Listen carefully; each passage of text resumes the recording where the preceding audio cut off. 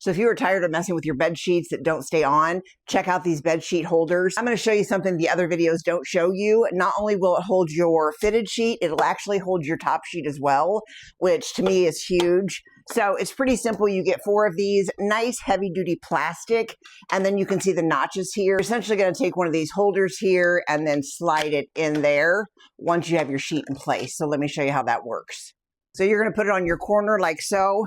And this is actually a mattress pad that I have. And then you're just going to take the corner of your sheet and go completely over everything and then tuck it under here. You can see already how nice and crisp that looks. And then you can either do one of 2 things. You can go ahead and just do the bottom sheet. You're just going to find that groove and then put it in and start to twist. So it's basically grabbing the sheet and not letting it go. Or if you want to, you could actually put your top sheet in it as well, which is what I'm going to do. I'm going to fold this under, and then I'm going to be able to grab both of my sheets. Again, you're just feeling where it goes, just like this, and then start turning it.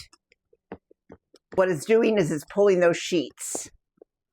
I'm just finding that groove, and then I'm turning. I mean, that is about as simple as you can get.